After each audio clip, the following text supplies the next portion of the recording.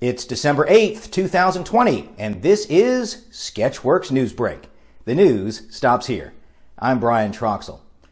In a headline we can probably reuse every week until Joe Biden's inauguration, Donald Trump's legal team has been laughed out of even more courtrooms this week.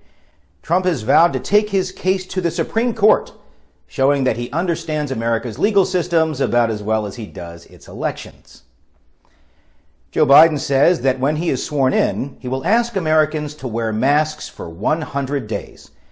He then turned to the camera, pointed, and said, "Because you're ugly." The CDC is reducing the recommended time to quarantine after COVID exposure from 14 days to 7 to 10 days. The change comes after internal research on the disease uncovered that their experts still have no idea what they're talking about. Remember back in the spring when they told us masks were not effective in stopping the virus? Yeah, those were good times. Over the weekend, thousands in the Northeast and New England were left without power because of high winds, snow, and ice occurring in the region as a result of a powerful nor'easter. A nor'easter the Weather Channel calls Winter Storm Eartha. Hey, Weather Channel, stop naming winter storms as if they're hurricanes. Nobody but you does that. It's unnecessary, it's superfluous, and it makes you guys look desperate. Be better than that, Weather Channel. Just be better. America's eyes are turning to Georgia's runoff election, which will determine which party controls the Senate. At the same time, the GOP is insisting that Georgia's elections were compromised and illegitimate. Now, it might seem illogical to ask people to vote on machines they insist are unreliable at best and malicious at worst, but remember that they're speaking to people who still insist the South will rise again. During Sunday night's televised debate between Georgia Senator Kelly Loeffler and the Reverend Raphael Warnock, Senator Loeffler would not admit that President Trump lost the election. Loeffler also would not admit she stole her look from Ann Coulter.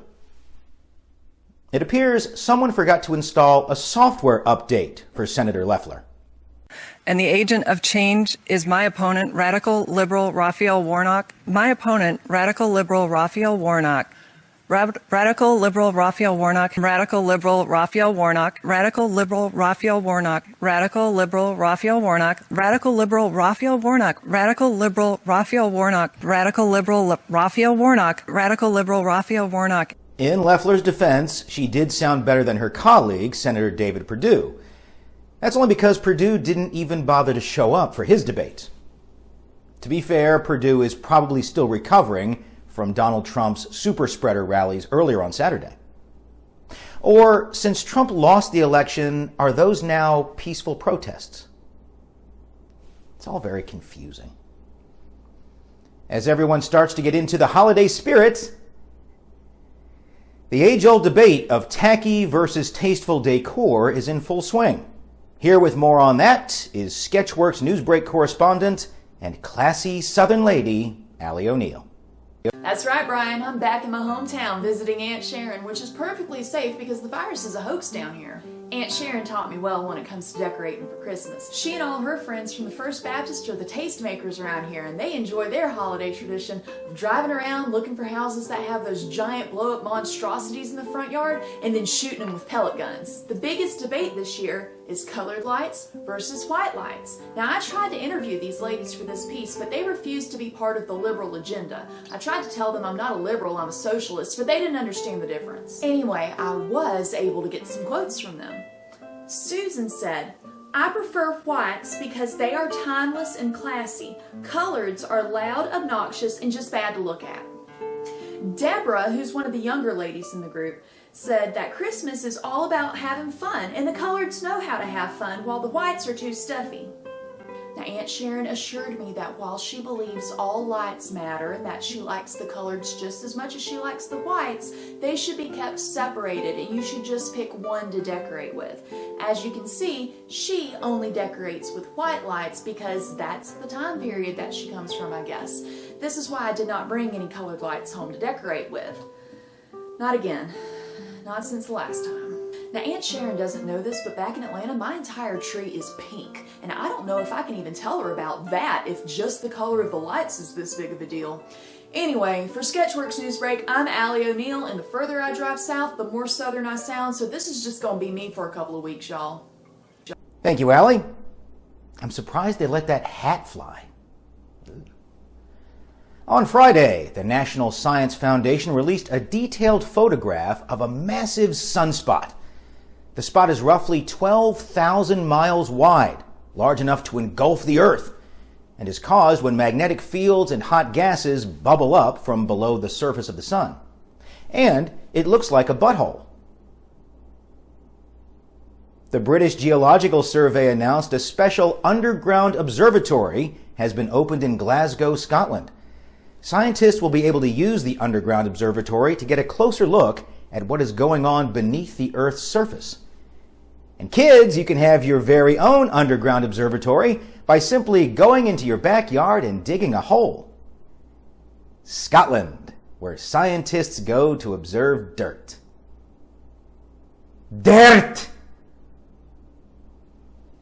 A California sheriff has blasted Governor Gavin Newsom's lockdown order, saying he won't enforce it and will instead rely on citizens to act responsibly.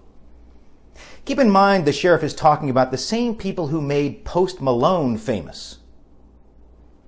Food Network star Guy Fieri is being praised for raising more than $20 million to help out restaurant workers who lost their jobs in the COVID-19 pandemic. In other words, a bleach-haired, sunglasses-wearing man who calls himself the mayor of Flavortown is doing what Congress can't do. It's time for news from the world of entertainment, and for that, we go to this pre-taped segment filmed on location in the world of entertainment, which looks a lot like my desk. Move over, Hallmark Channel, because Lifetime is going to one-up you with a movie starring Saved by the Bell's Mario Lopez as a sexy Colonel Sanders. Lifetime and KFC call it a recipe for seduction. Joining me is Mario Lopez's talent agent. You actually told him to say yes to this role? Oh, you better believe I did. Listen, I have yet to meet an agency fee that I didn't like to collect. I love money. Fair enough, but let's talk about the historical accuracy. Harlan Sanders never talked about seducing anyone. Not that you know of, Brian, not that you know of. Listen, as it turns out, the 11 herbs and spices wasn't the only secret that the Colonel was keeping underneath that fancy bow tie of his. Turns out the man was a real horn dog. He was boning people left and right. Oh. You might say he was giving some people the drumstick if, you know what I mean? I know you know what I mean. And that's what makes Mario Lopez the perfect person for this role. He's a teen heartthrob. People still remember him as A.C. Slater from Saved by the Bell. Now they're going to know him as Colonel Sanders, the Chicken King who's just having sex with a lot of people. Now, KFC is on board with this movie. Does this mean we'll see even more made-for-TV movies that are just tie-ins with fast food companies? I certainly hope so, Brian. In fact, I've been trying to get Allison Hannigan. You remember from Buffy the Vampire Slayer and that movie with Jason Biggs? What was that? American Pie. That was the movie. I've been trying to get her in on a movie that Wendy's is trying to produce. It's an action thriller. It's called, Sir, This is a Wendy's in a War Zone. I'm telling you, it's going to be a blockbuster as soon as, this pandemic ends and we're able to get back into the movie theaters. God, I hope we're able to do that sooner than later. It's going to be great. Well, if you need someone to play Dave Thomas, just know I'm available. Now, don't worry, Brian. I've got your headshot. We'll give you a call, don't you worry. Also, not to be outdone, the actor who played Screech on Saved by the Bell is working with Arby's on a movie tentatively called So You Settled on Arby's. Now back to whatever time and place I'm in for the regular news. Welcome back to the real world, where we have more entertainment news. In an interview with Rolling Stone magazine, singer Miley Cyrus opens up about the difficulties and hardships she endured playing Hannah Montana for 5 seasons on the Disney Channel. The interview took place at Cyrus's $5 million mansion in the exclusive LA neighborhood of Brentwood, a mansion purchased with money Cyrus made playing Hannah Montana. Alongside her wife, Ellen Page announced last week that she is actually a man named Elliot.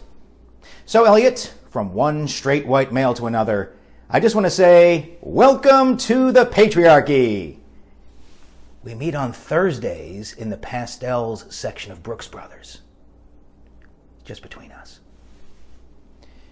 Universal Music Group has paid what may be more than $300 million for Bob Dylan's entire catalog of songs dating back to the 1960s. It's the most money anyone has paid for a lot of mumbling. Yesterday, singer Cyndi Lauper announced the lineup for her virtual benefit concert to be held this Friday, December 11th. Acts included are Billie Eilish, Cher, and Taylor Swift. Cyndi Lauper's benefit concert will benefit Cyndi Lauper. She hasn't had a lot of work lately, and no one's paying for her catalog of songs. A British man broke the Guinness World Record for reaching a speed of 66 miles an hour in his electric wheelchair. The irony being, he's only in a wheelchair because of a car accident where he was speeding in a 25-mile-an-hour zone going 66 miles an hour. A woman in Sweden has been charged with keeping her 41-year-old son as a hostage for the last 28 years.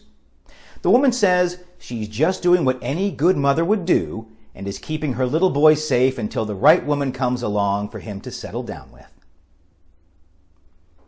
AP News reports that millions of hungry Americans are turning to food banks for the first time.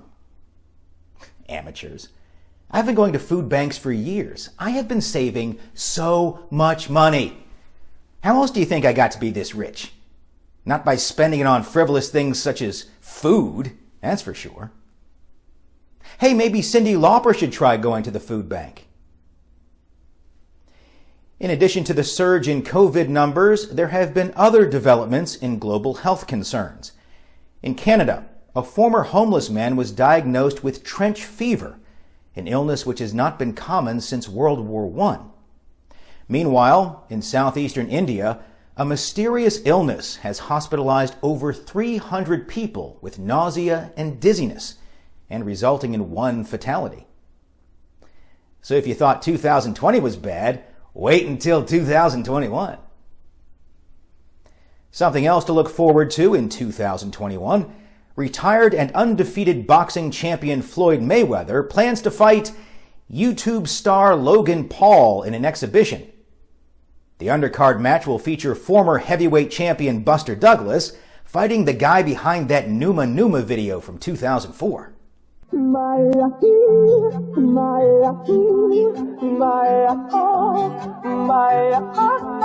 I remember that. I don't know, given the shape Buster Douglas is in now, I'm going to put my food bank money on the Numa Numa guy. Rudy Giuliani has been hospitalized following a positive COVID-19 diagnosis. Not to worry, the CDC says, because the virus isn't transmittable by farts. Greg Fisher, the Democratic mayor of Louisville, signed an executive order declaring that racism is a public health crisis. After hearing this, the CDC announced that in order to slow the spread of racism, everyone should probably not wear a mask. Though they're still unsure on that one, too. Sheriff's deputies and firefighters rescued a dog trapped on an ice floe in North Dakota's Cheyenne River. The dog, a chocolate lab named Lola, got onto the ice floe because dogs are stupid. A woman's headless, mutilated body was found by 2 construction workers in the middle of a street in Baltimore. Whoever is found guilty of this heinous crime will most deservedly be sentenced to a lifetime in prison and $50 for littering. In other headless, murdery news, this time from Australia, a mother was killed and beheaded by her possessed daughter, even after the mother paid $2,000 for an exorcism. That's what you get when you find your exorcist on Groupon. Staying in Australia, a new report says that the Great Barrier Reef has declined to critical status due to climate change. Republicans said the study is just another example of socialist propaganda about the liberal hoax called the Great Barrier Reef. And speaking of hoaxes, that's all for Sketchworks NewsBrake. We'll be back next week, and we hope you are too. I'm Brian Troxel. Say hi to your mom for me.